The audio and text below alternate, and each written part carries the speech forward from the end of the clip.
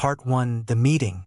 Jeremiah Ashford first saw Miranda on a Tuesday evening in October, standing alone on the bridge that crossed the Blackwater River.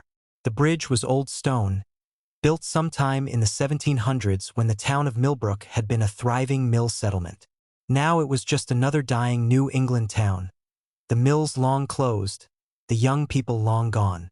Jeremiah had returned after his mother's death to settle her estate and found himself unable to leave, trapped by inertia and the weight of memories.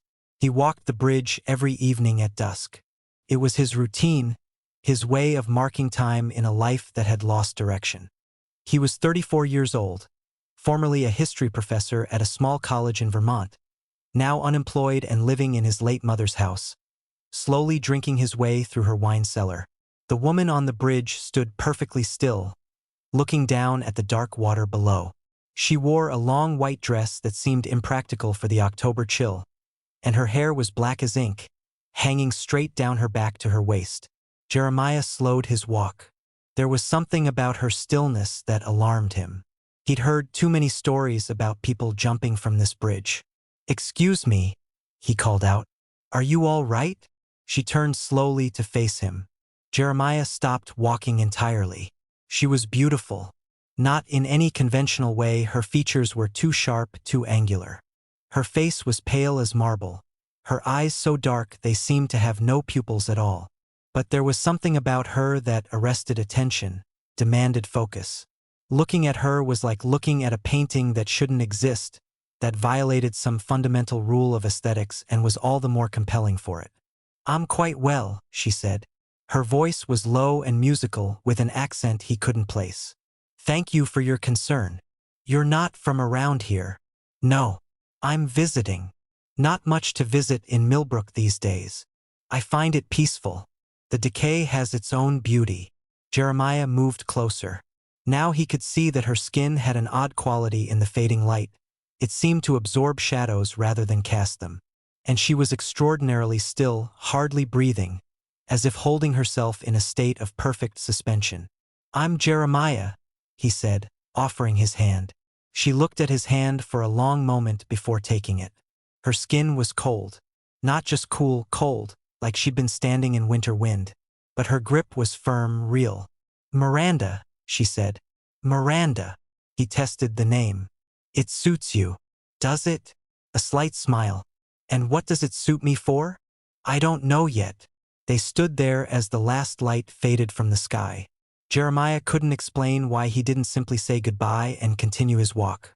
There was something about Miranda that held him, not physically, but psychologically, as if breaking away from her presence would require an effort he wasn't prepared to make.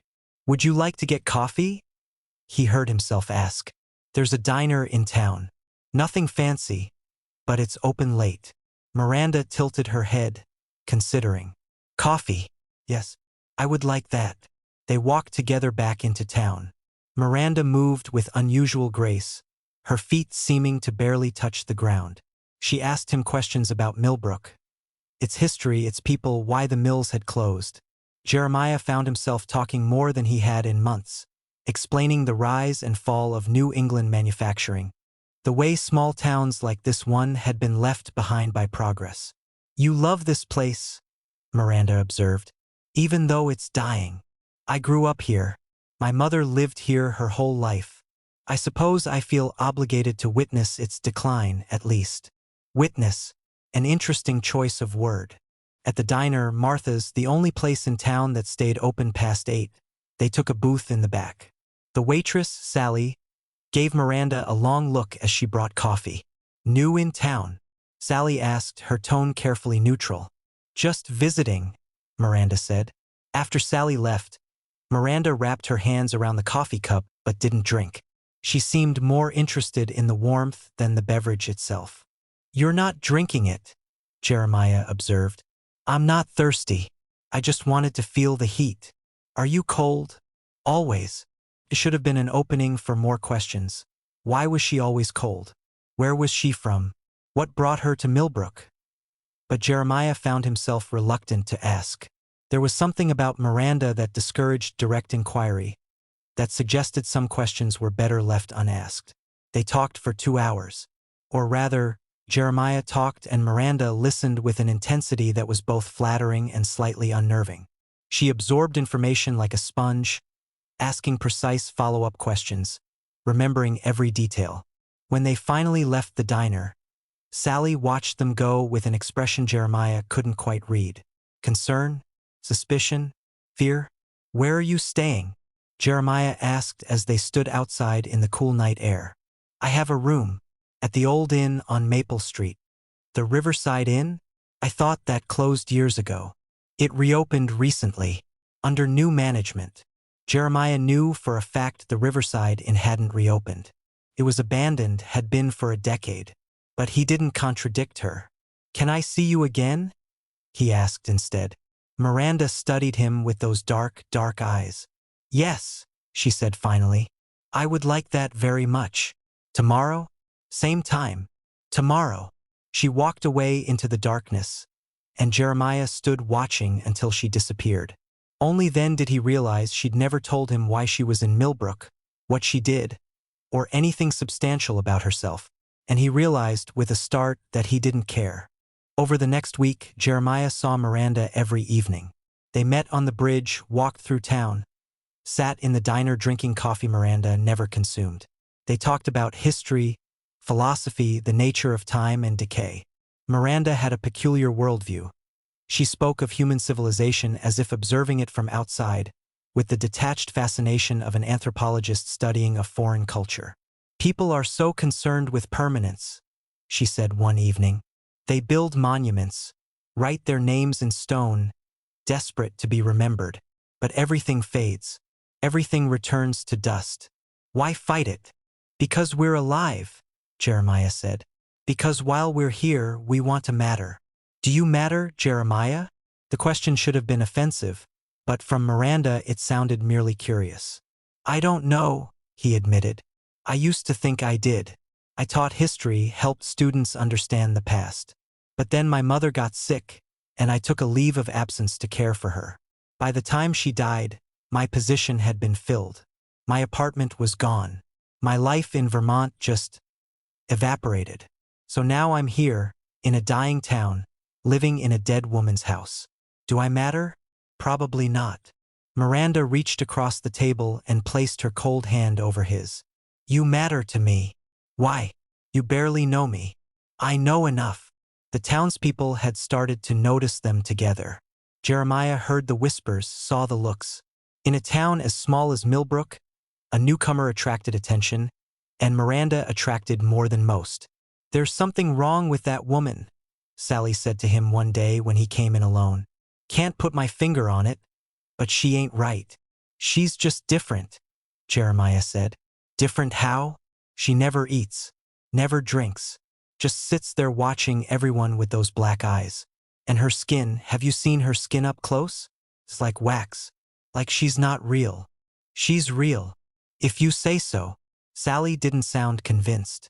Tom Henderson, who ran the hardware store, stopped Jeremiah on the street. "That woman you've been seeing. Miranda, is it? Where's she from?" "She hasn't said." "Well, that's odd, isn't it? Woman shows up in town, no car, no luggage anyone's seen, staying at an inn that's been closed for years. And she's with you every night.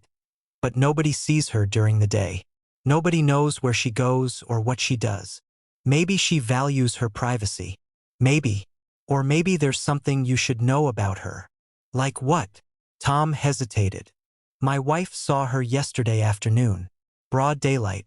Said Miranda was standing in the old cemetery, just standing there among the graves. Not visiting anyone specific, not bringing flowers. Just standing there, staring at the stones like she was reading them. So, maybe she's interested in local history. For 4 hours? Grace said she stood there from noon till 4, never moving, never sitting down. Just standing there like a statue." Jeremiah felt a chill. "Your wife watched her for 4 hours?" "Well, no. But she passed by twice and Miranda was in the same spot both times, hadn't moved at all." After that conversation, Jeremiah decided to ask Miranda directly about herself. They were sitting on a bench near the river, watching the water flow by in the darkness. Miranda wore the same white dress she always wore, seemingly impervious to the cold that had Jeremiah shivering in his jacket. "Miranda," he said carefully, "people in town are asking about you, about where you're from, what brings you here. I realize I don't know much about you either.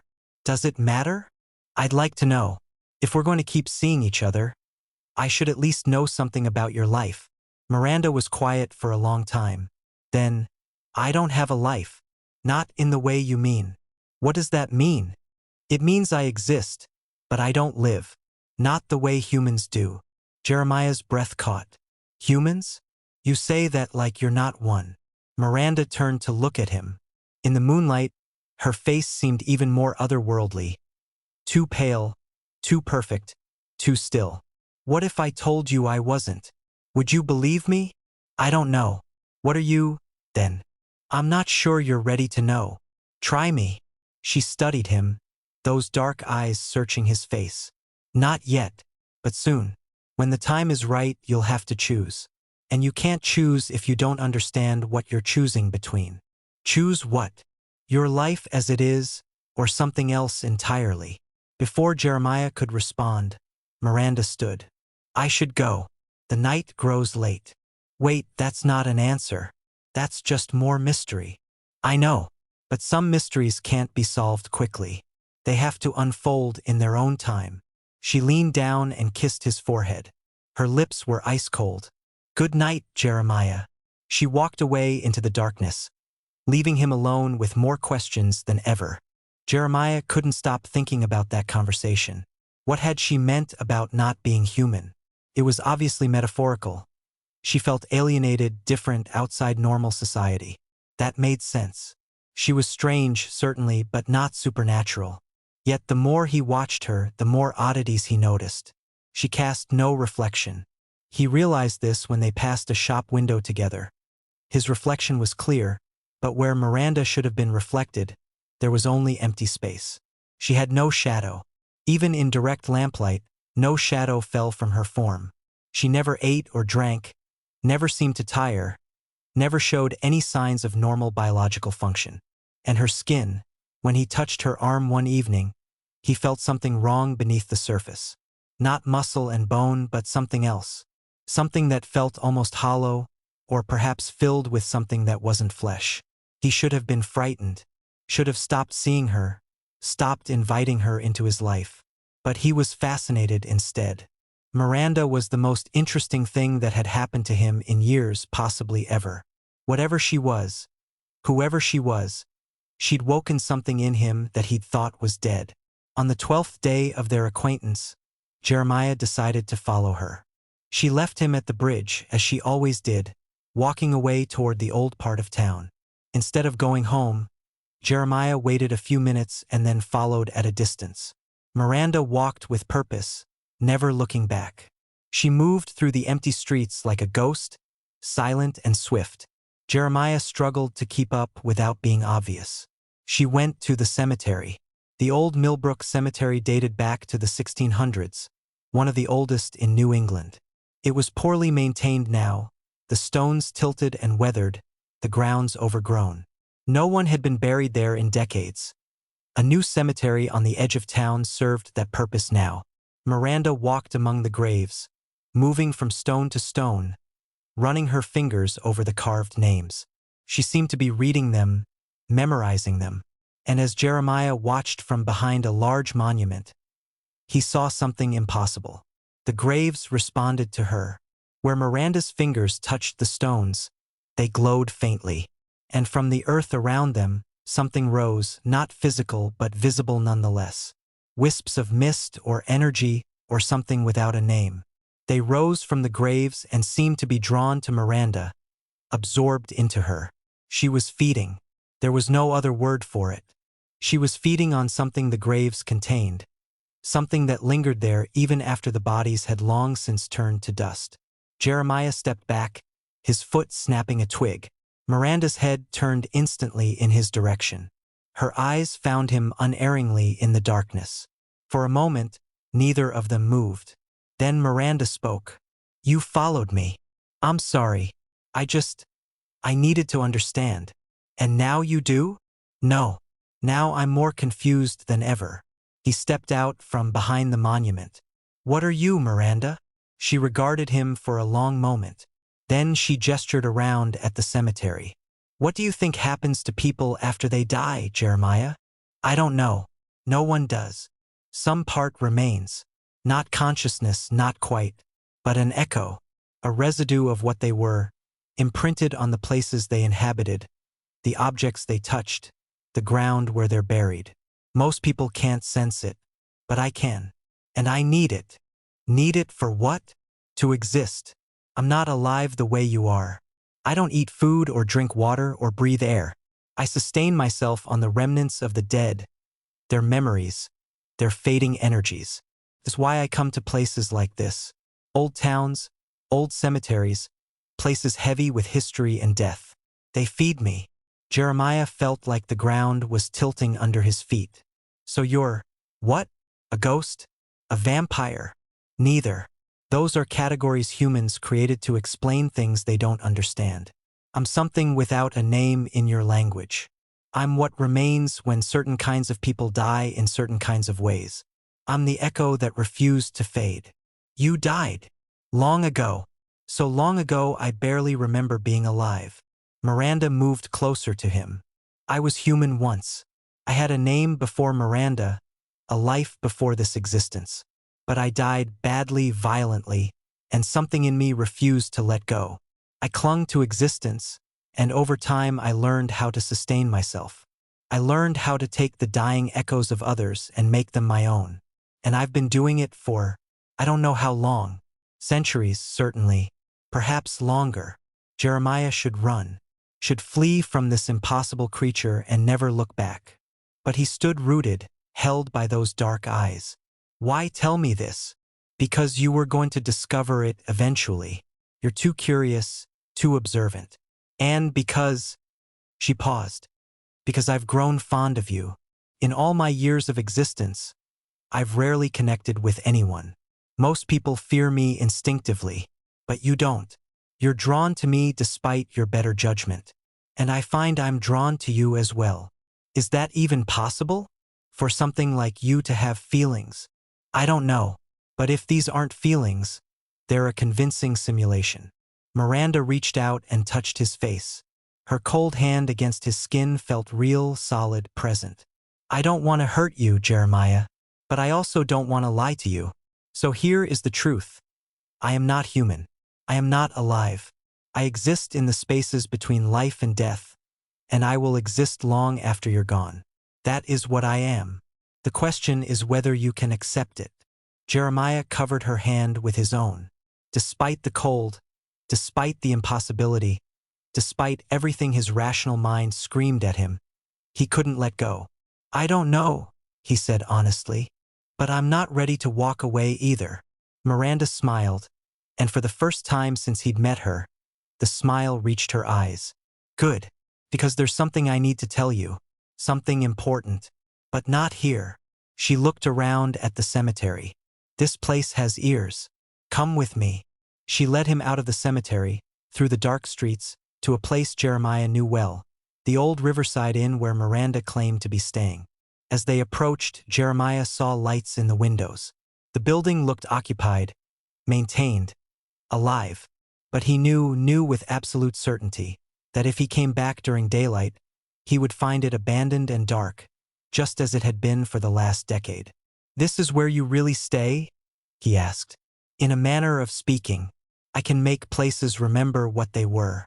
The inn thinks it's still open, still hosting guests. So for me, it is. They climbed the steps to the front door. Miranda opened it without a key, and inside Jeremiah found a fully furnished, immaculately maintained Victorian hotel. The wallpaper was pristine, the wood floors gleaming, the gas lamps burning cheerfully. How is this possible? I told you, I sustain myself on echoes and memories. This building remembers being an inn. I give that memory enough energy to manifest. When I leave, it will fade again. She led him upstairs to a room at the end of the hall. Inside was a simple but elegant space. A four-poster bed, a writing desk, a wardrobe, a window overlooking the river. Miranda sat on the bed, gesturing for Jeremiah to take the chair by the desk. "What I'm about to tell you," she said, "you need to understand completely, because it will determine what choice you make when the time comes." "Choice? You keep mentioning a choice." "Yes, the choice I'm going to offer you. The choice I've never offered anyone before." Miranda's expression was serious, almost grave. "Jeremiah, you're dying." The words hit him like a physical blow. "What? I can sense these things. It's part of what I am. You have something wrong inside you, something in your blood, or your cells, something that's slowly killing you. You probably haven't felt symptoms yet, or maybe you've dismissed them. But within a year, 2 at most, you'll be dead." Jeremiah opened his mouth to protest, then closed it. Because hadn't he been feeling tired lately? Hadn't there been strange aches, moments of dizziness he'd attributed to stress or drinking? "How long have you known?" he asked. "Since the first night. I can smell death on people. You reek of it. And that's why you approached me? Because I'm dying." "No. I approached you because you were alone on a bridge at dusk, and I was curious about you. But when I sensed your approaching death, I became interested, because it presented a possibility." "What possibility?" Miranda leaned forward. "I can make you like me." "Not exactly like me. The process is different depending on how one dies. But I can help you transition from life to whatever this is. You would no longer be human, no longer be alive in the traditional sense. But you also wouldn't die. You would exist, as I exist, sustained by echoes and memories. We could exist together." Jeremiah felt dizzy. "You're offering to turn me into what you are?" "I'm offering you a choice. You can continue your life as it is, short, painful as the disease progresses, ending in death. Or you can die in a controlled way with me guiding the transition and come back as something else. Something that doesn't die. That's not immortality. That's just extended haunting. Perhaps, but it's existence. And it's existence with me." Jeremiah stood up, pacing the room. "This is insane. You're talking about killing me. You're already dying.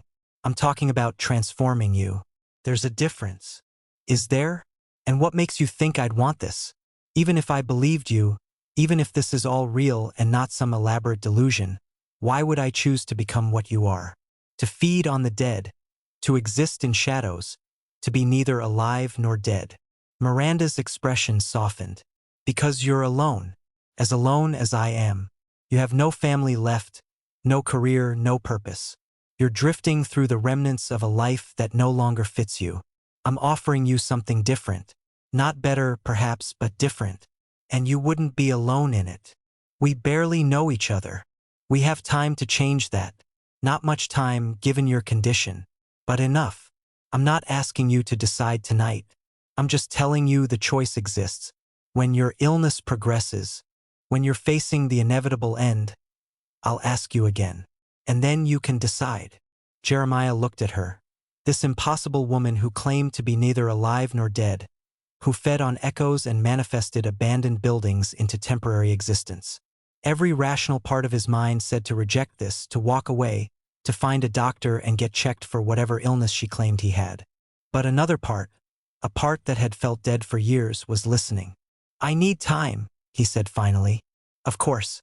Take all the time you need." Miranda stood and moved closer to him. "But Jeremiah, don't wait too long. Once the illness progresses past a certain point, the transition becomes impossible. There's a window of time when one is dying but not yet dead. That's when the transformation can occur. Miss that window and there's no second chance." She kissed him. Not on the forehead this time, but on the lips. Her mouth was cold as ice, but there was something else there too. Something that felt like hunger, like longing, like desire. When she pulled away, Jeremiah was breathless. "Think about it," Miranda said, "and come back when you're ready to talk more." Jeremiah left the inn in a daze. Behind him, he heard the door close. When he turned back to look, the building was dark and silent, all signs of habitation gone. Just an abandoned inn, empty and decaying. But he could still feel Miranda's cold kiss on his lips. And he could still feel, somewhere deep inside, the truth of what she'd said. He was dying. Part 2, the decline. Jeremiah went to a doctor the next morning. Dr. Patterson had been practicing in Millbrook for 30 years and had treated Jeremiah's mother during her final illness. "What brings you in today?" Dr. Patterson asked, his tone professionally cheerful. "I've been feeling off, tired, some dizziness. I thought I should get checked out." Dr. Patterson ran through a standard physical exam, then ordered blood work. "Probably nothing serious, but let's make sure. Results should be back in a few days." Those few days were torture. Jeremiah oscillated between dismissing Miranda's claims as delusion and believing them absolutely. He avoided her during that time, not because he didn't want to see her, but because he needed to process everything she told him with a clear head. The townspeople noticed the change in him. "Haven't seen you with your lady friend lately," Sally commented at the diner. "You two have a falling out? Just taking some time to think about her?" "Listen, Jeremiah. I know it's not my business, but that woman's trouble. I can feel it. Whatever she is, she's not right for you." "What do you mean, whatever she is?" Sally looked uncomfortable. "You know what I mean. She's not natural. The way she moves, the way she looks at people. It's like she's wearing a human shape, but there's something else underneath. Something wrong." "That's ridiculous." "Is it?" "Tom Henderson's wife saw her in the cemetery again yesterday. Said Miranda was standing over a grave, and the grave was glowing. Green light coming up from the earth. Grace ran away scared, and when she got home she couldn't stop shaking. Tom had to give her whiskey to calm her down." Jeremiah felt cold. She was probably seeing things, the light playing tricks. In broad daylight, with a clear sky. "Jeremiah, wake up. That woman is dangerous. Whatever you think you have with her, it's not real. It can't be." But it felt real. That was the problem. Miranda felt more real to him than anything else in his life. More real than his dead-end existence in this dying town. More real than his lost career. More real than his approaching death. His approaching death. Because he was starting to believe that part too. The symptoms were getting worse. He tired easily now, had trouble climbing stairs. His appetite had vanished. He'd lost 10 pounds in 2 weeks. And there were moments, brief, terrible moments, when he looked in the mirror and saw something wrong in his own reflection. A grayness in his skin. A hollowness in his eyes. The blood work came back abnormal. Dr. Patterson ordered more tests, scans, biopsies, consultations with specialists in Boston. Everything pointed to the same conclusion: cancer. Aggressive, advanced, already metastasized. The kind that killed quickly. "How long?" Jeremiah asked when Dr. Patterson delivered the full diagnosis. "It's hard to say with certainty. 6 months, maybe a year with treatment." "Without treatment?" The doctor trailed off. "Without treatment? 3 months. Maybe 4. Jeremiah thanked him and left the office in a fog. 3 months. Miranda had been right. He found her waiting on the bridge at their usual time, as if she'd known he would come. "You went to the doctor," she said. "Not a question." "How did you know?" "I can sense these things. Remember." They stood together, watching the river flow by. Jeremiah felt hollowed out, empty. Everything he'd planned for his life, the career he'd lost, the family he'd never had, the future he'd imagined. All of it was meaningless now. He had 3 months, maybe 4, and then nothing. Unless, "Tell me more about the transition," he said. "About what it would mean to become like you." Miranda studied him carefully. "You're seriously considering it." "I'm dying.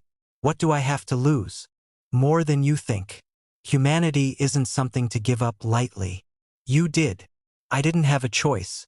I died violently and something in me refused to let go. The transformation happened without my willing it. What I'm offering you is different. A conscious choice to die and return as something else." "Explain the process." Miranda led him off the bridge, down to the riverbank where they could sit on the grass, hidden from the road by willow trees. "The transition requires 3 things," she said. "First, you must be dying but not yet dead. The illness is progressing. You have perhaps 2 months before you pass that threshold. Second, you must choose the transformation willingly. Can't be forced or coerced. The choice has to be absolutely yours. And third, she paused. Third, you must die in a specific way. A way that allows the echo to remain, the residue to persist. What way? There are several. The method I used, violent death while in a state of extreme emotion, is one. But it's unpredictable and painful. There are better ways. Drowning, for instance, in water that has significance. Or dying in a place heavy with memory. Or, she looked at him intently, dying while in contact with someone like me. Someone who can guide the process, hold the echo in place until it stabilizes. You're saying you would kill me? I'm saying I would ease your transition. When the time comes, when you're ready, I would help you die in a way that allows you to return. And afterward? What would I be? Something like me, but not exactly like me. Each of us is different, shaped by how we died and what we were before. You would still be Jeremiah in many ways. Your memories, your personality, your fundamental nature would persist. But you would no longer be alive. You would need to feed on echoes to exist. You would exist outside normal time, outside normal society. And you would be tied to me, at least initially, until you learned to sustain yourself independently. Tied to you how? I would be your creator, your anchor. You would need me at least for the first few decades. And I would need you. I've been alone for so long, Jeremiah. The thought of having a companion, someone who understands what I am, who shares this existence, it's appealing in ways I can't fully express. Jeremiah lay back on the grass, looking up at the darkening sky. If I do this, I can never go back. Never be human again. No, I'd have to give up everything that makes me human. Eating, breathing, aging, the possibility of normal relationships. Yes, I'd become a parasite, feeding on the dead. We prefer to think of it as recycling. The dead no longer need their echoes. We simply give them purpose. Despite everything, Jeremiah almost smiled at that. You're trying to make it sound noble. I'm trying to be honest. It's not noble. It's survival. But it's also existence, and existence is better than oblivion. At least I think so. You may disagree. They sat in silence as full darkness fell. Jeremiah thought about his life, what little remained of it. 3 months, maybe 4, and then nothing, unless he chose Miranda's offer, unless he chose to die in a way that allowed him to persist. I need time to think about it, he said finally. Of course, but Jeremiah, time is something you don't have much of. Make your decision before you become too sick, before the window closes. Over the next month, Jeremiah wrestled with the choice. He researched everything he could about similar phenomena. Ghosts, vampires, revenants, all the folkloric creatures that existed between life and death. The accounts were consistent in some ways. These beings fed on life force or blood or energy, existed outside normal society, were both feared and pitted by the living. But none of it was exactly what Miranda described. She wasn't a traditional vampire. She didn't drink blood, didn't fear sunlight, though she seemed to prefer darkness. Didn't have fangs or any of the typical markers. She was something else.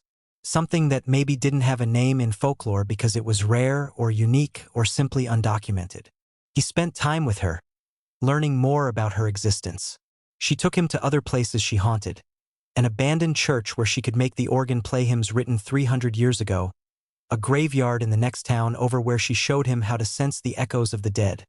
A stretch of forest where a battle had been fought in 1675 and where the screams of dying soldiers still echoed faintly in the right conditions. You can hear them? He asked, standing among the trees where men had died. I can. And if you transition, you will too. The world is full of echoes, Jeremiah. The past never truly dies. It just fades. And those of us who exist between life and death, we're the ones who can still perceive it. Is it lonely? He asked. Existing like you do? Terribly lonely. That's why I'm here. Why I approached you. I've gone decades, sometimes centuries, without speaking to anyone. The living fear me when they sense what I am. And there are so few like me. I've met perhaps a dozen others in all my existence, and we don't tend to stay together. We're territorial in our way. We need our feeding grounds. But you want me to join you? Wouldn't that make us territorial with each other? Normally, yes, but I'm willing to share my territory if it means having a companion. Someone who understands. Someone who won't age and die and leave me alone again. The illness progressed. Jeremiah could feel himself weakening. He stopped going out except to see Miranda. The townspeople noticed his decline and whispered about it. Cancer, they said, or some wasting disease. And they connected it to Miranda, though they didn't understand how. "That woman is killing him," Grace Henderson said to anyone who would listen. "I don't know how, but she's draining the life out of him. You watch, he'll be dead within a month, and she'll move on to someone else." Sally banned Miranda from the diner. "I don't care if it's not Christian," she said to Jeremiah when he protested. "That woman is poison, and I won't have her in my establishment." Tom Henderson went further. He tried to get the sheriff to investigate Miranda. But investigate her for what? Being strange? Having no visible means of support? The sheriff, a practical man named George Mackenzie, refused. "She hasn't broken any laws," Mackenzie said. "And if Jeremiah wants to spend his time with her, that's his business. He's a grown man. She's not natural, George. You've seen her. She's not right. Maybe not, but being unnatural isn't a crime." Still, the sheriff did speak to Jeremiah, pulling him aside one day outside the pharmacy. "Jeremiah, I'm going to be straight with you. I don't know what Miranda is or what she wants, but people are worried. They think she's bad news. And looking at you, no offense, they might be right. You look like death warmed over. I'm sick, George. Cancer. The doctors give me a few months." The sheriff's expression shifted to one of genuine sympathy. "God, I'm sorry. I didn't know. Not many people do. But it explains the weight loss, the pallor. It's not Miranda. She's been keeping me company, making the time I have left less lonely. Still, a dying man is vulnerable. If she's taking advantage, she's not. If anything, I'm the one pursuing her." Sheriff Mackenzie studied him for a long moment. "All right, but Jeremiah, be careful. I've been in law enforcement for 25 years, and I've developed instincts about people. That woman sets off every alarm I have. Whatever she is, she's dangerous. Don't let loneliness make you do something you'll regret." But what was there to regret when you were dying anyway? Jeremiah's condition worsened rapidly. By the end of the second month, he could barely leave the house. Dr. Patterson urged him to go to Boston to try experimental treatments, to fight the cancer with everything modern medicine could offer. But Jeremiah refused, because he'd made his decision. Miranda came to him one night in late December. Snow was falling outside, the first real snow of the season. She appeared in his bedroom. He didn't hear her enter, didn't see her climb the stairs. She was simply there, standing beside his bed in her white dress, her dark hair loose around her shoulders. "It's time," she said softly. "You're approaching the threshold. Soon it will be too late." "I know. Have you decided?" Jeremiah looked at her. This impossible creature who had entered his life 2 months ago and changed everything. He thought about his choices. He could refuse her offer, let the cancer take him, die as humans were meant to die. He'd be buried in the Millbrook Cemetery, and perhaps his echo would linger there, another faint wisp for Miranda or someone like her to feed on eventually. Or he could accept her offer, die in a way that allowed him to persist, become something else, something that existed in the spaces between life and death. Be with Miranda for decades, centuries, perhaps forever. It should have been an easy choice. Life, even brief life, should always be preferable to this half-existence she described. But Jeremiah had lost his taste for normal life. His career was gone, his family was gone, his purpose was gone. All that remained was slow decay in a dying town, surrounded by people who pitted him or feared the woman he loved. Loved. Yes, that was the word. He'd fallen in love with Miranda, with her strangeness, her honesty, her lonely existence that mirrored his own. She was the most real thing in his life precisely because she wasn't alive. "I'll do it," he said. "I'll make the transition. Miranda's expression was unreadable. You're certain? Once we begin, there's no turning back. I'm certain. I'd rather exist with you than die alone. She nodded slowly. Then we'll do it tomorrow night. On the winter solstice, the longest night of the year. It's a traditional time for such transformations, the moment when darkness is most powerful, when the boundary between worlds is thinnest. What do I need to do? Rest, conserve what strength you have, and say goodbye to anything in this life you want to say goodbye to. After tomorrow night, you won't be able to return to the human world in the same way. You'll be something else. Will I remember? After the transition, will I still remember being human? Yes, the memories persist. They have to, they're part of what makes you, you. But they'll feel different, distant, like they happened to someone else. You'll remember loving life, but you won't feel that love the same way. You'll remember fearing death, but death won't frighten you anymore because you'll exist beyond it. Will I still love you? Miranda smiled. A real smile, sad and genuine. I don't know. I hope so. But I can't promise what you'll feel after the change. The transformation affects everyone differently. She leaned down and kissed him, and Jeremiah felt the coldness of her lips, the absence of breath, the fundamental wrongness of her physiology. And yet he kissed her back, embracing the impossibility of it all. Tomorrow night he would die. And then, if Miranda's promise held true, he would return as something else. He should have been terrified. Instead, he felt calm. The next day passed in a haze. Jeremiah tried to eat but couldn't keep anything down. His body was shutting down, the cancer winning its race against time. He could feel death approaching, not as an abstract concept but as a physical presence, a weight pressing down on him. He wrote a few letters. To Dr. Patterson, thanking him for his care. To Monsignor Williams at the church, apologizing for not having faith enough to face death in the traditional way. To his former colleagues at the college, explaining that he'd decided to die at home, on his own terms. He didn't mention Miranda in any of them. As darkness fell, he dressed in his best clothes, a suit he hadn't worn since his mother's funeral. If he was going to die tonight, he'd do it properly dressed. Miranda arrived at midnight. She came through the front door this time, knocking like a normal visitor. When Jeremiah opened it, he saw that she'd changed her appearance slightly. Her dress was now black instead of white, and she wore her hair up, revealing the pale column of her neck. "Are you ready?" she asked. "As ready as I'll ever be." "Then come with me."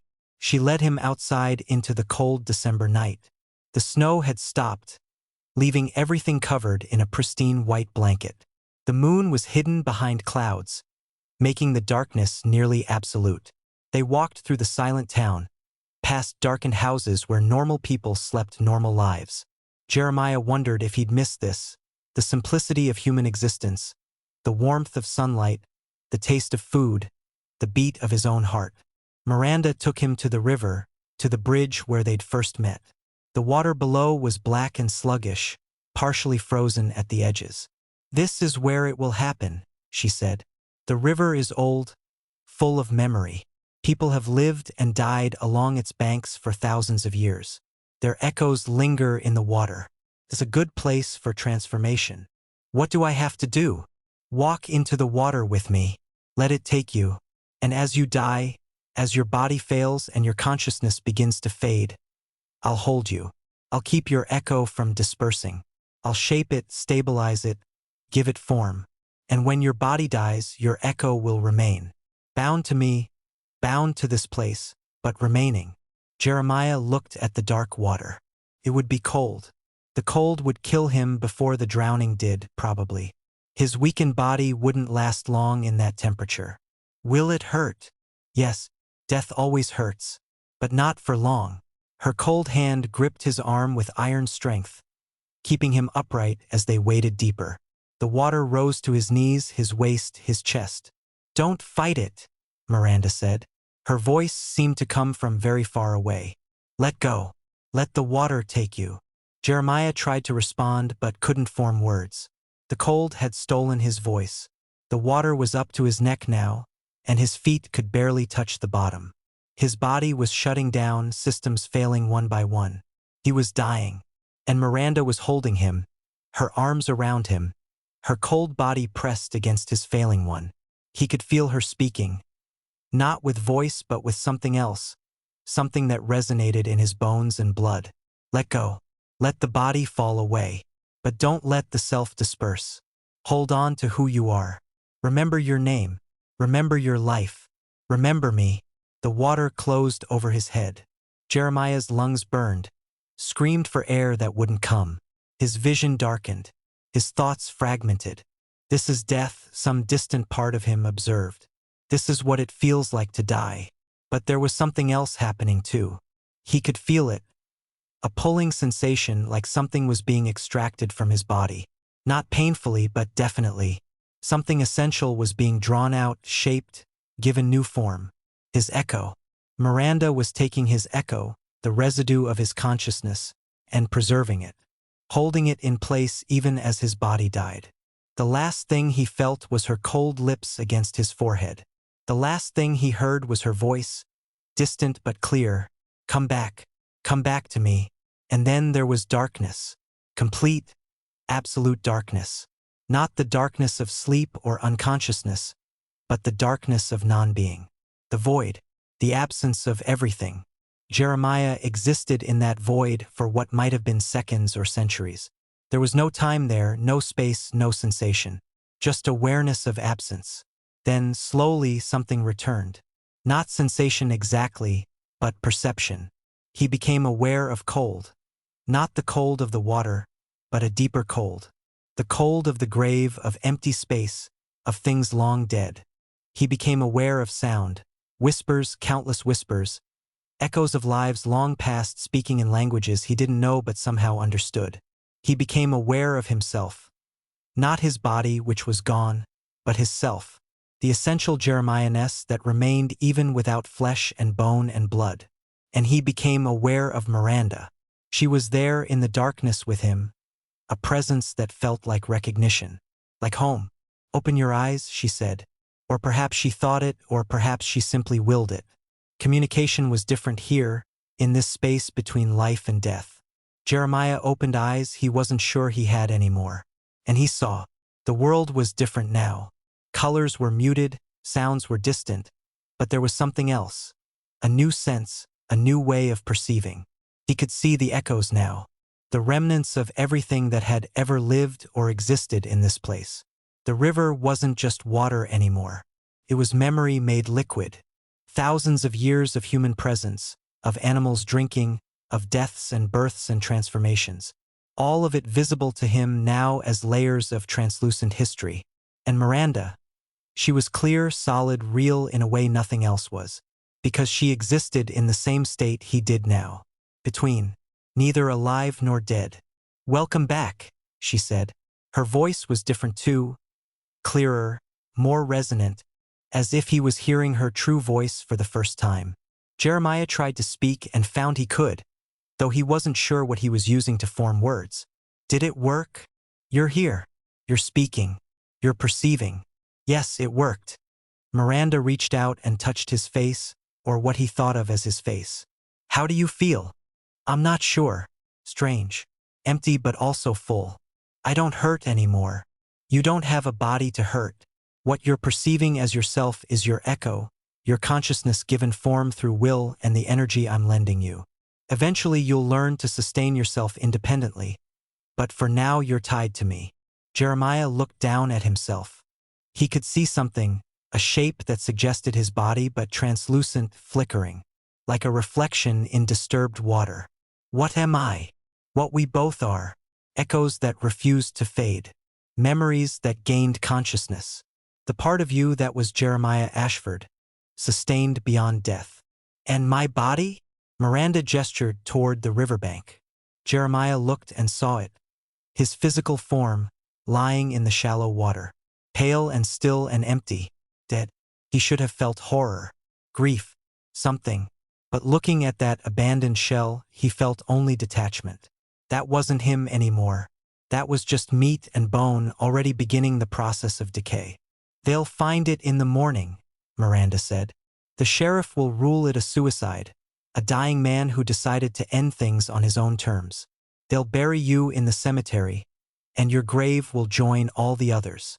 Another echo in the earth. And the real me? The real you is here, with me. She took his hand, or the echo of his hand. Welcome to existence, Jeremiah. This is what forever looks like. Part 3, The New Existence. The first weeks of Jeremiah's new existence were disorienting. He had no body, yet he perceived himself as having one.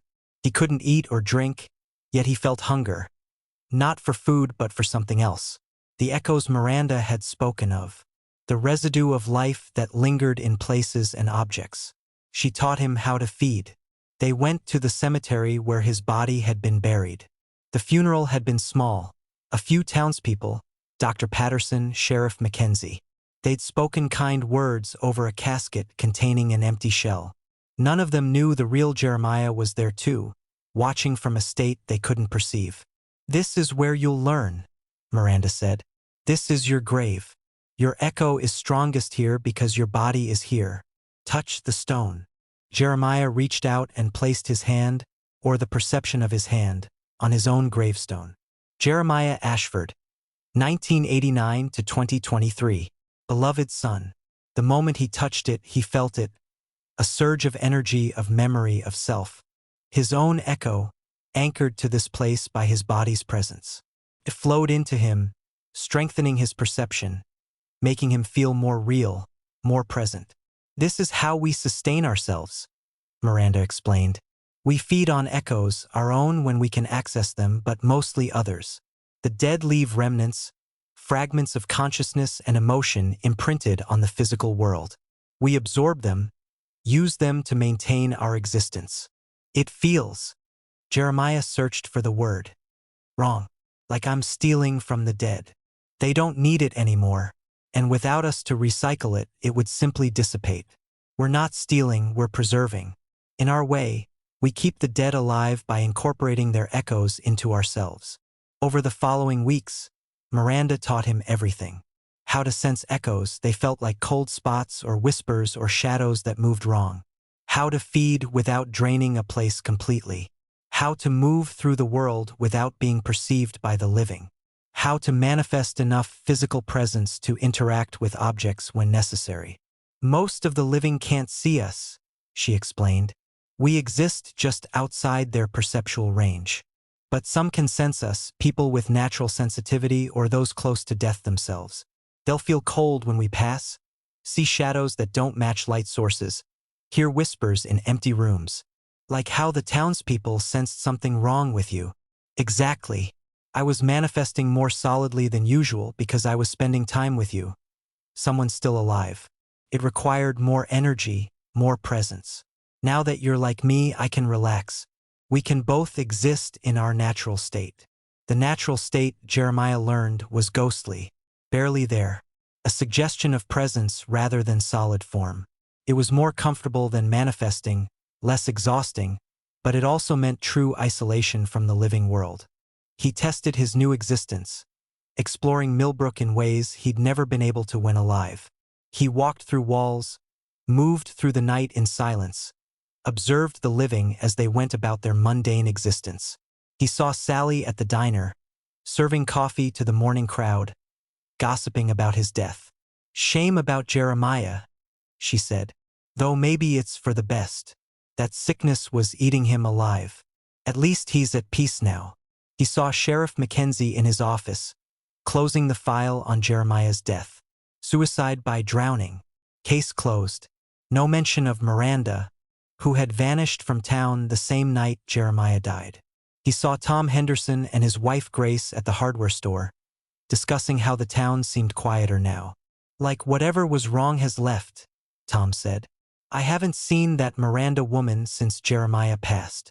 Good riddance, I say. But Miranda hadn't left. She was still here, just invisible to them now. No longer bothering to manifest, no longer needing to interact with the living. She existed in the shadows, feeding on echoes, teaching Jeremiah how to do the same. Don't you miss it? Jeremiah asked her one night as they sat in the abandoned Riverside Inn, which now existed in its full manifestation all the time. since they no longer needed to hide. Being alive? Eating? Drinking? Feeling warm? I don't remember it well enough to miss it, Miranda said. I died so long ago that my human life feels like a dream. I remember facts. I had a family, a home, a life that ended violently, but I don't remember the feelings. The sensations are gone. Will that happen to me? Will I forget what it was like to be alive? Eventually, the living memories fade. They're too painful otherwise. You can't exist for centuries remembering what you've lost. It would drive you mad. Jeremiah thought about that. About forgetting the taste of coffee, the warmth of sunshine, the satisfaction of a good meal. About losing the visceral memories of human existence until all that remained were facts and shadows. I don't want to forget, he said. You will anyway. Time does that. Even to us. They fell into a routine. Days spent resting in dormant states, conserving energy. Nights spent feeding, moving through the cemetery, through old buildings, through places heavy with memory. Jeremiah learned to sense where the echoes were strongest, where death had been recent or violent enough to leave substantial residue. And he learned about Miranda's past. She died in 1687, during what she called the madness, a time of which trials and paranoia, when women who were different were accused of consorting with devils. I was a healer, she told him one night as they walked through the old forest outside town. I knew herbs, knew how to treat common ailments. But that made me suspect. When a child died of fever despite my treatments, the family blamed me.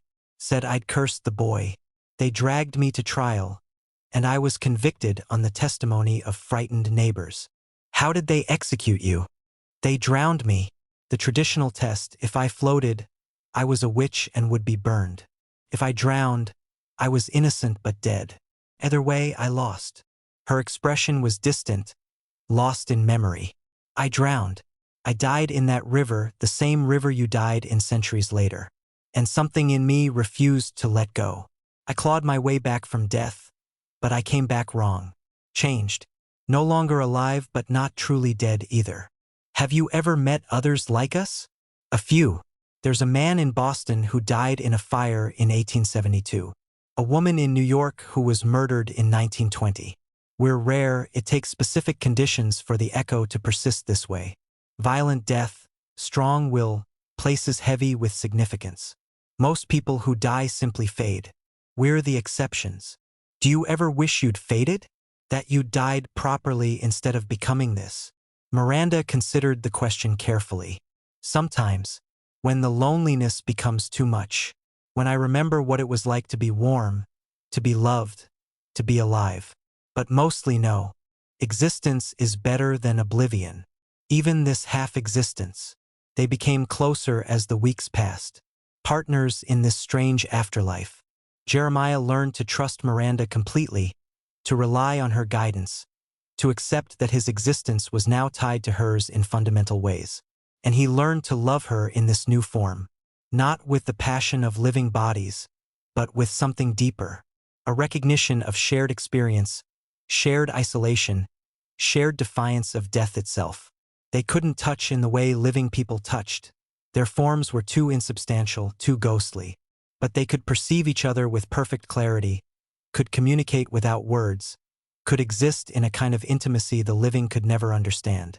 This is better, Jeremiah said one night as they sat in the cemetery, surrounded by the whispers of the dead. Being with you like this. No barriers. No bodies getting in the way. Just us. Do you mean that? Or are you trying to convince yourself? Both, maybe, but I don't regret the choice. Whatever I lost, whatever I gave up, it was worth it to not be alone. To be with you. Miranda smiled, and in the moonlight she looked almost human, almost alive. I'm glad. I was afraid you'd hate me eventually. Blame me for what you'd become. Never. You gave me a choice. I made it, and I'd make it again. But there were costs to this existence that Jeremiah was only beginning to understand. The living world was closed to him now. He could observe it but not truly participate. He watched seasons change, watched people live and die, watched the world continue without him. He was a ghost in the machine, present but powerless. And the feeding, it grew more difficult over time. Echoes were finite. A grave could only be drained so many times before it offered nothing. They had to move regularly, following deaths, finding new sources of sustenance. What happens if we can't find enough echoes? Jeremiah asked. We fade. Slowly at first, then faster. We become less substantial, less present, until eventually we're just whispers ourselves. And then we disperse completely. So we're not truly immortal. No, just very hard to kill. As long as death continues, as long as people leave echoes, we can sustain ourselves. But if that ever stopped, if humanity found a way to die without leaving residue, we would starve. It was a sobering thought. Their existence was parasitic, dependent on death continuing to produce the echoes they needed. They were predators of a sort, feeding on the remnants of the dead. 6 months after his transformation, Jeremiah witnessed his first other death as an echo being. An old man named Henry Morrison died in his sleep at the age of 93. Miranda and Jeremiah were drawn to the house by the fresh echo, arriving just as the man's family discovered his body. They watched from the shadows as the family grieved, as the funeral was arranged, as Henry was buried in the cemetery. And then, when everyone had left, they approached the grave. The echo was strong. Henry had died peacefully, full of years and memories. His residue was rich with experience, thick with lived life. Miranda showed Jeremiah how to extract it carefully, how to absorb the echo without destroying it completely, how to leave enough that something of Henry would remain in the earth. As Jeremiah fed, he felt fragments of Henry's life flow into him. Memories that weren't his own, a childhood in the 1930s, service in World War II, a marriage that lasted 60 years, children and grandchildren, and a life fully lived. It was intimate and invasive at once. He was consuming someone's existence, making it part of himself. And while the rational part of him knew Henry was gone, that the echo was just residue, it still felt wrong. Like cannibalism of the soul. Does it ever get easier? He asked Miranda afterward. No, but you learn to accept it. This is what we are. This is how we exist. If it makes you feel better, think of it as honoring them. Their echoes live on in us. They're not forgotten, they're incorporated, preserved. That's a kind of immortality. But it didn't feel like honor. It felt like theft. Part 4. The Offer. A year passed. Then another. Jeremiah adjusted to his existence, learned its rhythms and requirements. He and Miranda became fixtures of Millbrook's hidden world, the layer of reality the living couldn't perceive, where echoes lingered and the dead maintained their vigil. But something was changing in Jeremiah, a restlessness he couldn't explain. He missed being alive. Not specific things, the memories of those had faded, just as Miranda had predicted, but the potential, the possibility of change, growth, surprise. As an echo being, he existed in stasis. He couldn't age, couldn't learn in the way living beings learned, couldn't experience genuine newness. He was preserved, but preservation wasn't living. It was just elaborate storage. Miranda noticed his discontent. You're unhappy. Not unhappy. Just stuck. We do the same things every night. Feed, rest, observe. There's no progression, no future, just eternal present. That's what existence is for us. We gave up progression when we gave up life. Did we have to? Is there no way to exist like this and still experience change? Miranda was quiet for a long time. Then, there might be, but it would require leaving Millbrook, traveling, seeking out others like us, learning from them. Some of the older ones, the ones who've existed for centuries, they've developed abilities we don't have. Ways of interacting with the world, of experiencing things we can't. Then let's go. Let's leave Millbrook and find them. It's dangerous. Other echo beings are territorial. They don't welcome newcomers. And the journey itself is risky. We'd have to feed regularly, and we might not always find suitable sources. We could fade. But we could also grow, learn, become more than what we are. Miranda looked at him with those dark eyes. You really want this? To risk what we have for the possibility of something more. What we have is comfortable. But comfort isn't enough. Not for eternity. They talked for weeks about whether to go. Miranda was hesitant. She'd spent centuries in relative isolation, avoiding other echo beings, maintaining her territory. The thought of leaving it, of venturing into unknown regions where other predators might hunt, frightened her. But Jeremiah's restlessness was contagious. She began to feel it too. The desire for something more, something different. The realization that eternal stasis wasn't sustainable, not psychologically. They decided to leave at the end of winter, to head west, following rumors Miranda had heard of a gathering of echo beings in the Midwest, a place where those like them congregated, shared knowledge, existed in something resembling community rather than isolation. But before they could go, something happened that changed everything. A new person came to Millbrook, a woman named Sarah, perhaps 30 years old, with an artist's eye and a historian's curiosity. She'd bought one of the abandoned mills, planning to convert it into a studio and gallery. Sarah was different from other living people. She had sensitivity, the ability to perceive echoes, to sense presence where others saw only empty space. Not completely, not clearly, but enough to know something existed beyond normal perception. Jeremiah and Miranda watched her from the shadows as she explored Millbrook, photographing old buildings, researching the town's history. She was drawn to places where they often fed, the cemetery, the abandoned church, the river bridge. "She can sense us," Miranda said. "Not see us, but feel us. She knows something is here. Should we avoid her? Probably, but I'm curious. It's been so long since I encountered someone with genuine sensitivity. Most people are blind to us." They began following Sarah, observing her work. She was talented. Her photographs captured Millbrook in ways Jeremiah had never seen, finding beauty in decay, dignity in abandonment. And in some of her photos there were anomalies, shadows that didn't match light sources, shapes that suggested presence. The visual echoes of their existence, captured accidentally on film. Sarah noticed the anomalies.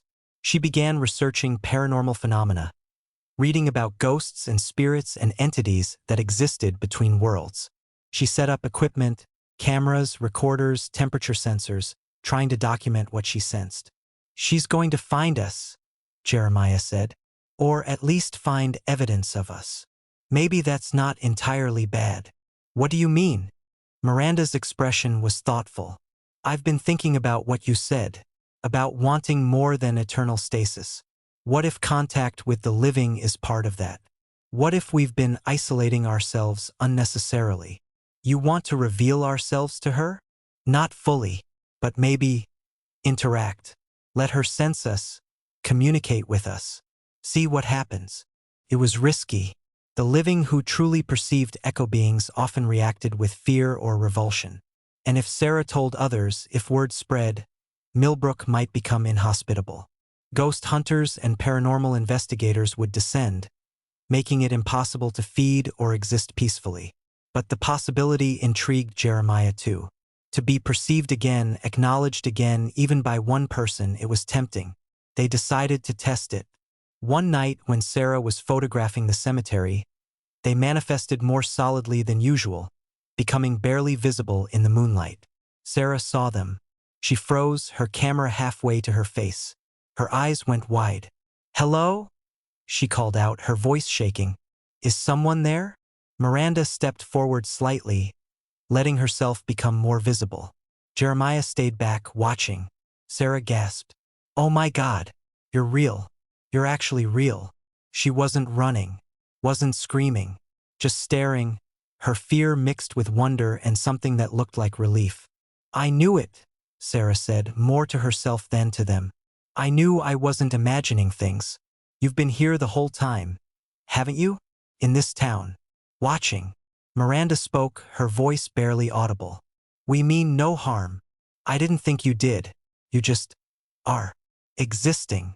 Sarah lowered her camera carefully. "What are you? Ghosts? Spirits? Something like that. We're what remains when certain people die in certain ways. Echoes that refuse to fade. How many of you are there? In Millbrook? Just us two. In the world?" Miranda glanced at Jeremiah. We don't know. We rarely encounter others. Sarah was processing this, her artistic mind already working. Can I photograph you? Document you? I promise I won't share it publicly without your permission. But this is incredible. Evidence of life after death. Not life, Jeremiah said, speaking for the first time. We're not alive. We're just persistent. Sarah turned her attention to him. You're the one I've been sensing near the river. The presence by the bridge. Recognition dawned. Jeremiah Ashford. You died 2 years ago. Drowned in the river. Yes. But you're still here. Still conscious. After a fashion. They talked for hours that night. Sarah asked questions and Miranda and Jeremiah answered what they could. They explained their existence, their need to feed on echoes, their isolation from the living world. Sarah listened with the fascinated attention of someone who just had their understanding of reality fundamentally altered. This is going to change everything, Sarah said. If people knew that consciousness persisted after death, that there was something beyond. They can't know, Miranda interrupted. Not broadly. We exist in shadows for a reason. If humanity learned about us, learned we feed on the echoes of their dead, they would hunt us, find ways to disperse us. We've survived by remaining hidden. But I know now. Yes, and we're trusting you to keep that knowledge private. Sarah considered this. What if I don't? What if I publish my photos, my recordings, my evidence? Then we'll leave Millbrook, fade into obscurity somewhere else, and you'll be left trying to prove something no one will believe. The evidence is ambiguous enough that skeptics will dismiss it. You'll be labeled a fraud or a fantasist. Fair enough. Sarah seemed to accept this. But can I keep learning? Can I keep talking to you? Not to exploit you, but just to understand? I'm an artist, but I'm also curious. And this, you, are the most interesting thing I've ever encountered. Miranda looked at Jeremiah. He could feel her uncertainty, her wariness. But he could also feel her curiosity, her loneliness, her desire for connection with someone other than him. Yes, Jeremiah said. You can keep talking to us. Keep learning. We could use someone who perceives us. Someone who reminds us of what living was like. So began a strange friendship. Sarah became their bridge to the living world. She visited the cemetery regularly, spoke to them, told them about her art and her life and the normal human concerns they'd left behind. In return, they told her stories of their existence, showed her how to sense echoes, taught her about the hidden layer of reality they inhabited. And slowly, Jeremiah realized something. This was what he'd been missing. Not just existence, but purpose. Being Sarah's guides, her teachers, her window into the world beyond death. It gave their existence meaning beyond mere survival. But it also raised a troubling question. One night, after Sarah had left, Miranda turned to Jeremiah. She's dying. What? Sarah. She has perhaps 6 months. Maybe less. I can sense it the same way I sensed your approaching death. There's something wrong in her lungs. Cancer, probably. Jeremiah felt cold, colder than usual. Does she know? I don't think so. She hasn't mentioned symptoms. But she will soon. The decline will be rapid once it starts. Jeremiah felt an unfamiliar emotion. Grief, perhaps, or fear. Should we tell her? Would you want to know? I don't know. Maybe. At least then I could prepare. They debated for days about whether to tell Sarah.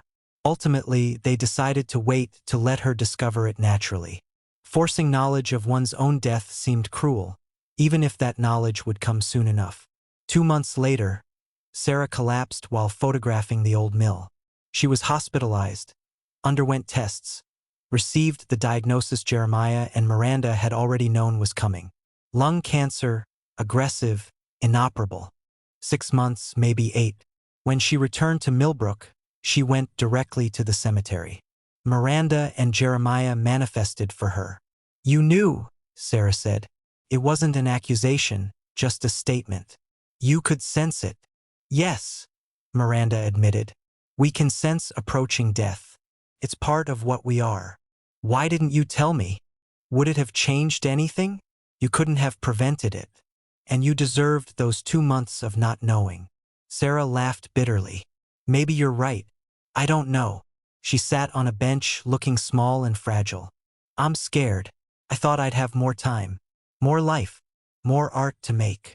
Jeremiah sat beside her, or gave the impression of sitting. I was scared too when I was dying. It's natural. But you had a choice. Miranda offered you a way to persist. To continue existing. Sarah looked at Miranda. Can you do that for me? The question hung in the air like frost. Miranda's expression was unreadable. I could. The process would be the same. You die in the right way, in the right place, and I hold your echo in place. You'd return as we are, not alive but existing.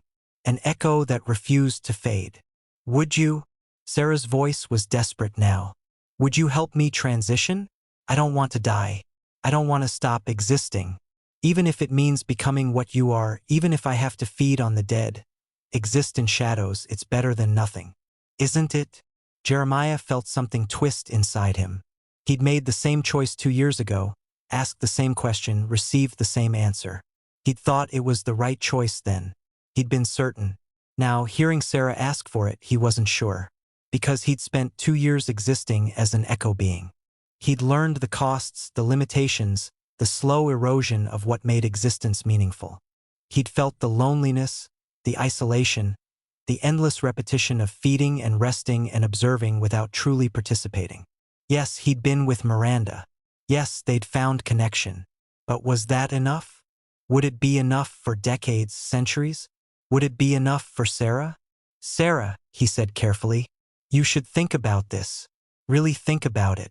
This existence, it's not life. It's preservation. And preservation isn't the same as living.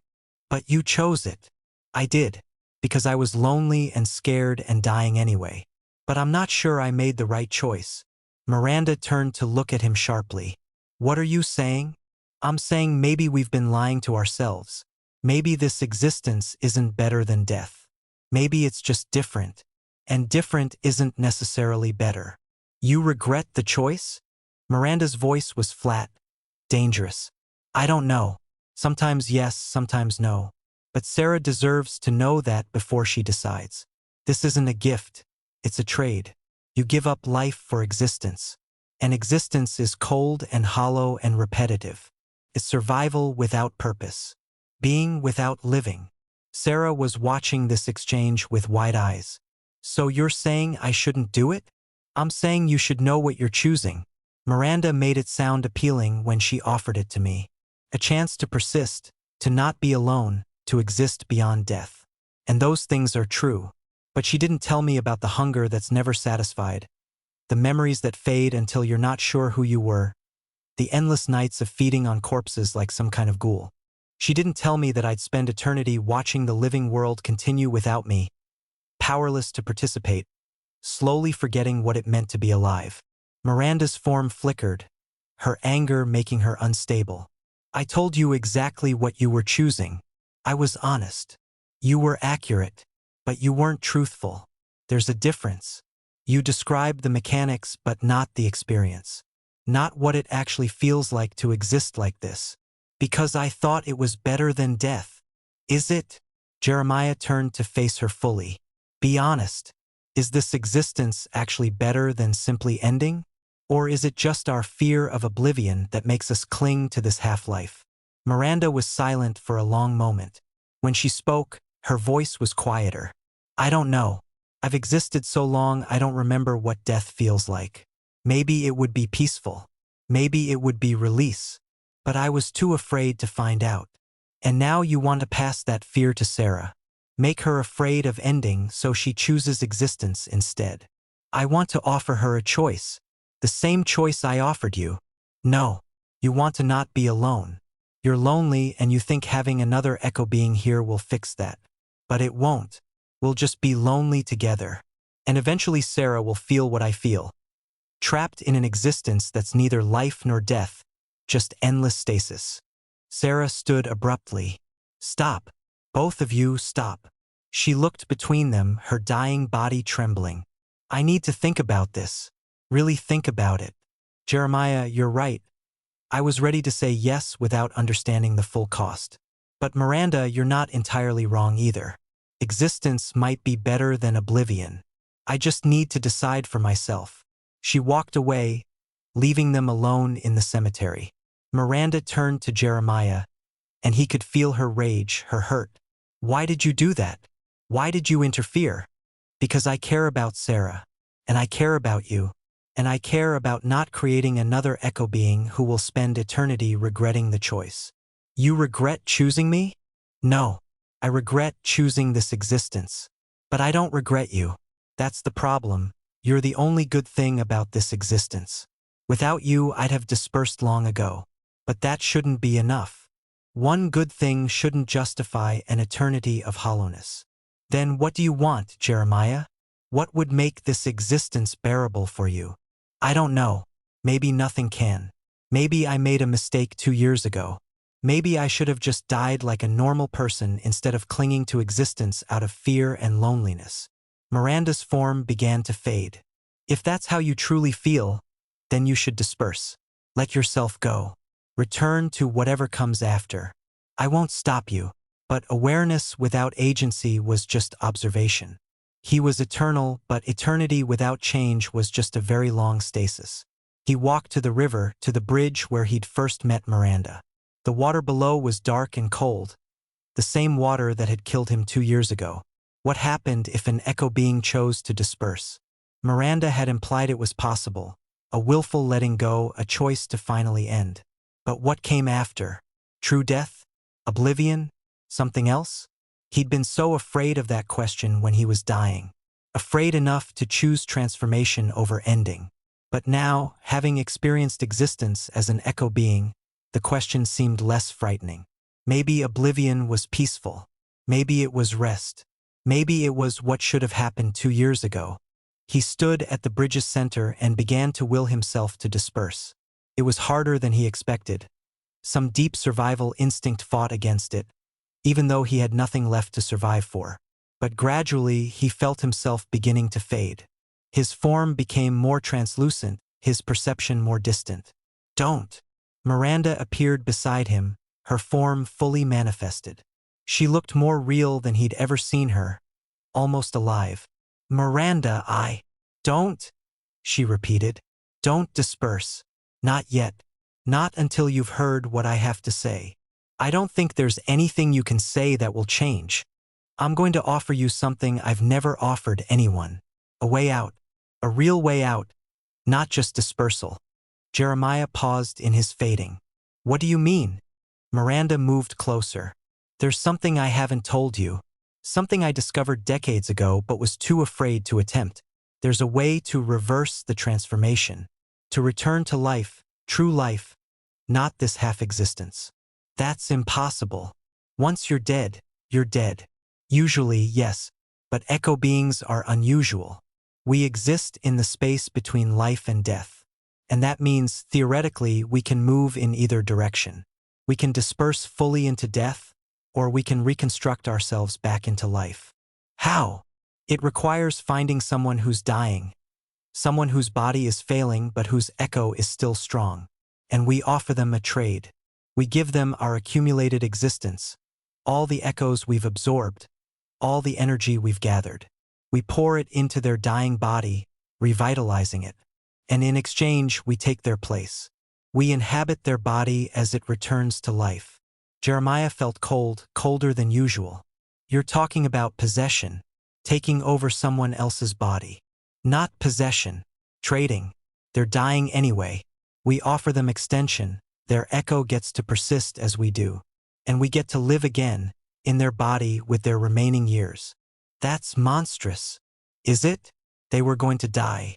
We give them a form of continued existence. And we get a chance to be alive again.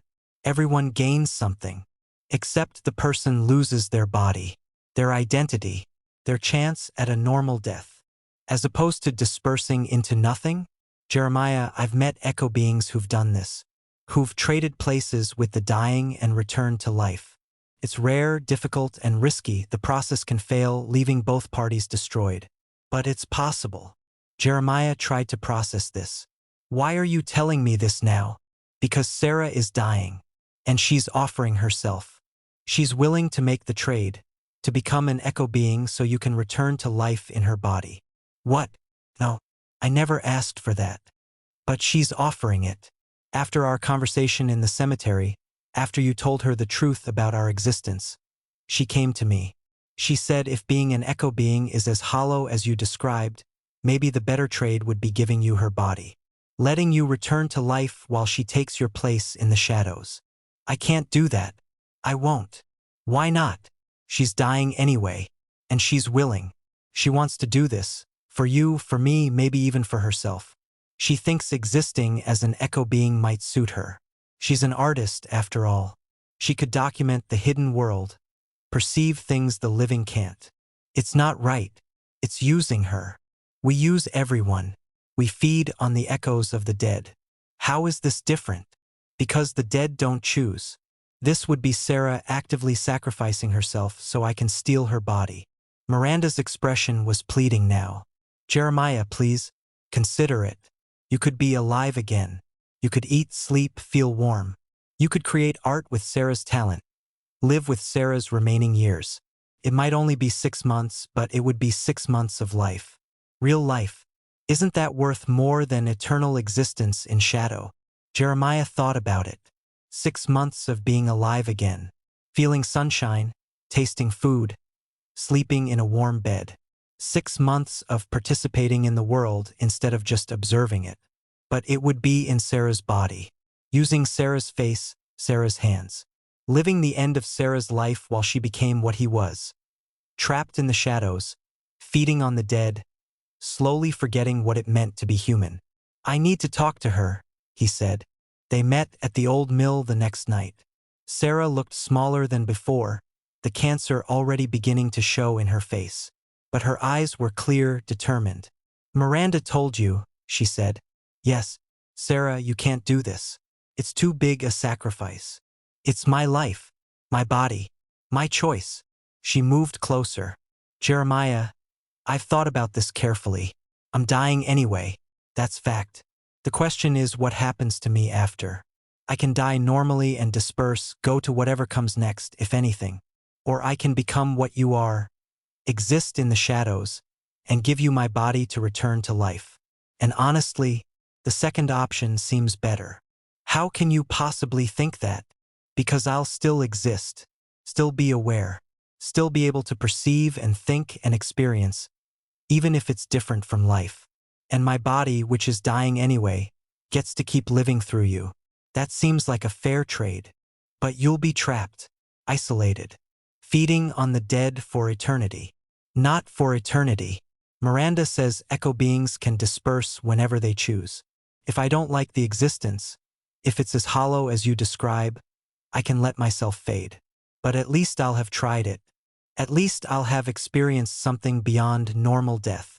And if you regret it, if you realize too late that you made a mistake, then I'll disperse and move on.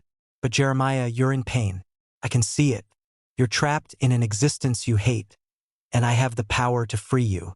Why wouldn't I use it? Because you'll be trading places with me, taking on the same pain I'm in. Sarah smiled sadly. Maybe, or maybe it will be different for me. Maybe I'll find meaning in it that you couldn't. Maybe my artistic nature will appreciate the hidden world in ways your historian's mind can't. I don't know, but I want to try. Jeremiah looked at Miranda, who stood slightly apart, watching them. And you support this? I support giving you both a choice. Sarah chooses to become an echo being. You choose whether to accept her body and return to life. Both choices are yours to make. And if I refuse, if I say no to this trade, then Sarah dies normally and you continue as you are. But Jeremiah, Miranda's voice was gentle now, almost pleading. You're suffering. I can feel it. This existence is destroying you in slow motion. If there's a chance to return to life, even briefly, shouldn't you take it? Jeremiah thought about his options. He could refuse the trade, continue existing as an echo being until he finally chose to disperse. That meant more years of hollow existence, more nights of feeding on the dead, more slow erosion of his humanity. Or he could accept Sarah's offer. Return to life in her body. Experience 6 months of being human again. Feeling, tasting, living before that body too succumbed to cancer. And then he'd die properly, naturally, and face whatever came next without the option of transformation. If I do this, he said slowly, if I accept Sarah's body and return to life, what happens when that body dies? When the cancer finally wins? You die, Miranda said simply. Really die. No echo this time. No transformation. Just ending. So this is a one-time escape. 6 months of life, then true death. Yes, 6 months. It seemed like nothing and everything at once. Half a year of being alive, of remembering what it meant to be human. But only half a year.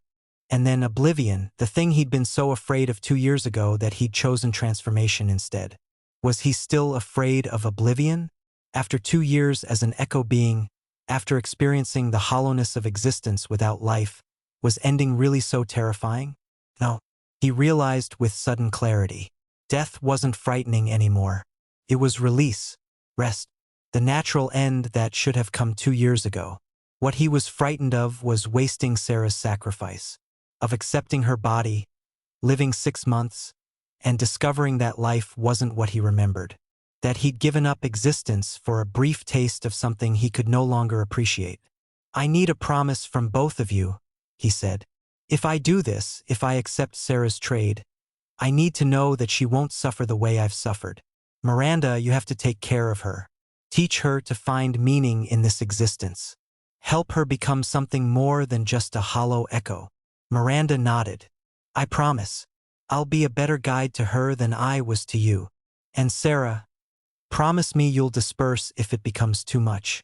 Don't cling to existence out of stubbornness or fear. If this life after death is unbearable, let yourself go. Don't endure centuries of suffering just because you can. I promise, Sarah said. I'll try this existence. But if it's truly awful, I'll let myself fade. Jeremiah looked between them, Miranda, who he'd loved in whatever way echo beings could love. Sarah, who was offering him an escape at the cost of her own humanity. He thought about his options, his fears, his desires, and he made his choice. All right, he said. I'll do it. I'll accept the trade. Epilogue, the exchange. The ritual took place 3 nights later, on the winter solstice, the longest night of the year, when the boundary between life and death was thinnest. They gathered at the river, at the same spot where Jeremiah had died 2 years earlier. Sarah lay on the bank, her dying body weak but her echo still strong. Miranda stood over her, and Jeremiah beside them both. Are you both certain? Miranda asked. Once we begin, there's no turning back. I'm certain, Sarah said. So am I, Jeremiah said. Miranda began the ritual. She spoke in a language Jeremiah didn't recognize, ancient words of transformation and exchange. She placed one hand on Sarah's forehead and the other on where Jeremiah's form appeared most solid. And then she pulled.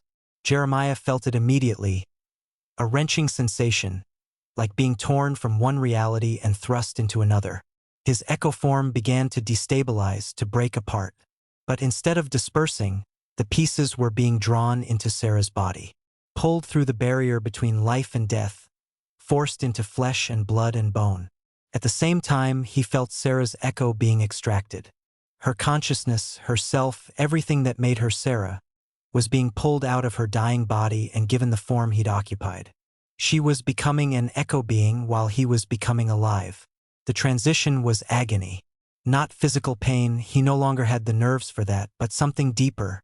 Existential pain, the torture of being forced to change state, to shift from one form of existence to another. And then, suddenly, it was over. Jeremiah gasped, pulling air into lungs that worked, that needed oxygen, that converted it to energy through normal biological processes. He opened eyes that saw in normal color, normal depth. He felt cold. Not the eternal cold of an echo being, but the real cold of winter air on living skin. He was alive. He sat up slowly, his new body weak from cancer but undeniably alive. He looked at his hands. Sarah's hands, small and delicate and warm, and felt tears running down his face.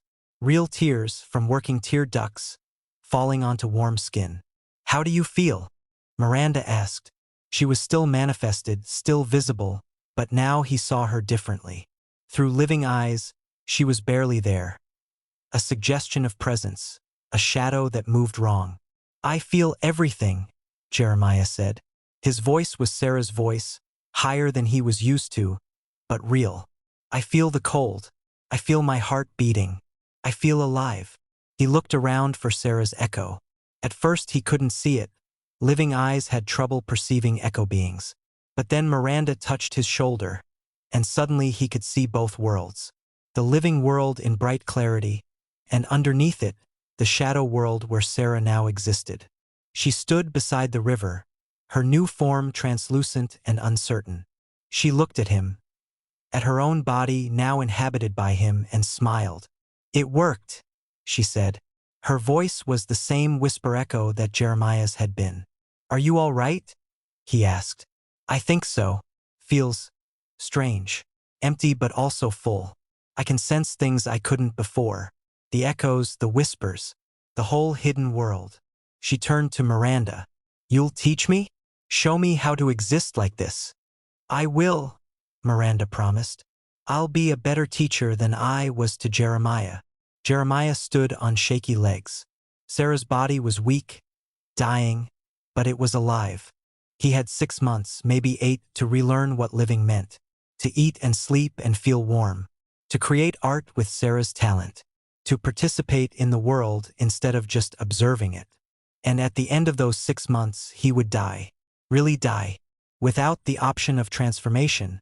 Without the chance to become an echo being again.